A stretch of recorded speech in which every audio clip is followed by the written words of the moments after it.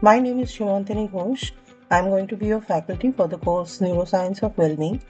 I'm an assistant professor of psychology at Ashoka University, and at Ashoka, I love teaching courses that straddle both neuroscience and psychology. I enjoy teaching research methods courses. I teach courses on abnormal psychology and clinical psychology. And Background wise, I'm actually a trained neuroscientist. I earned my PhD in neurobiology and anatomy from the University of Rochester School of Medicine and Dentistry in the US. And then I moved on to a much more clinical fellowship in neurology at the Washington University School of Medicine in St. Louis. In a big picture way, this course is going to explore the connections, the relationship between neuroscience, psychology, and emotional well being.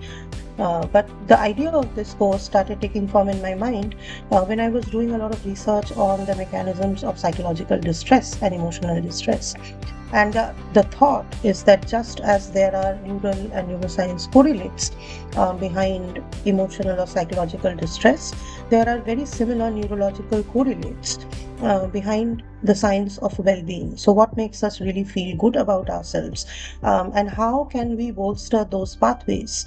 Because I've been trained in medical schools for most of my life, I always think about helping people who are struggling with certain problems in their lives. So how can we really, once we learn about what these substrates are at the level of the brain and behavior, how can we then exploit this knowledge to sort of help survivors of traumatic stress or people who are going through, say, treatment resistant depression or anxiety? How can we really help them? So this is the place where the course started from. That's the second major takeaway.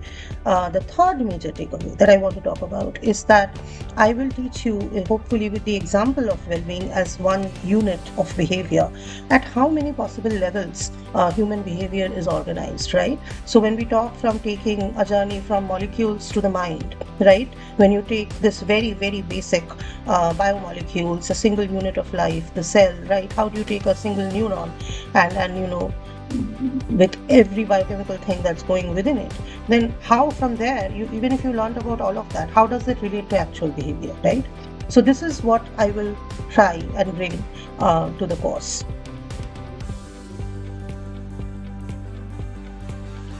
So in this course, you will obviously learn a lot of conceptual paradigms through which we frame the science of well-being and the neuroscience underlying well-being in the class.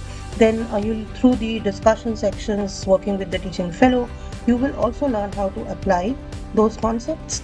And then finally, you will also be given an opportunity to do an observership with my research team. So you can actually attend our research meetings, although my research is slightly different than well-being, but it will still help you to see the other side of what I do. And you will learn the nuance of asking a research question and the real life issues that you run into while you try to conduct research on a very sensitive topic, say for example, gender-based violence or traumatic stress. What are the things that we really need to keep in mind? What are the ethical sort of regulations and principles that we have to abide by? All of these are actually you can learn from this observership experience. And finally, I think you will also learn that there are multiple levels in which human behavior is organized. So I think there's a lot to take away from the course.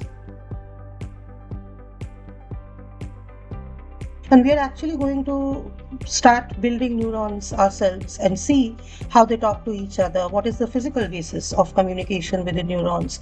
And then I'll use some simulation exercises in class to sort of walk you, and you will be doing a lot of these yourselves. You'll be taught how to build circuits and how can you make a neural circuit make a muscle twitch, for example, as a very simple unit of neuronal response. And then as the course progresses, we are going to be doing some class experiments on different kind of emotions and sort of well-being parameters, because true well-being parameters take a very long time to study.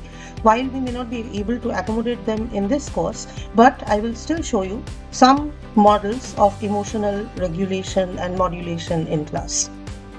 So when I designed the course, I really wanted students to have something to show for all this work that we are going to be putting in together. So the assignment structure of this course is you have an independent learning project.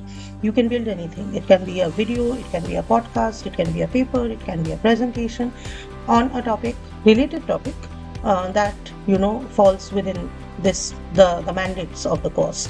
So we are happy to help you go through a pre sort of set of research packets that we prepare, as students can begin their research from there, but then make it their own. So I look forward to having all of you, as many of you as possible, in this course. I'm very passionate about the human brain, and I'm fascinated by human behavior.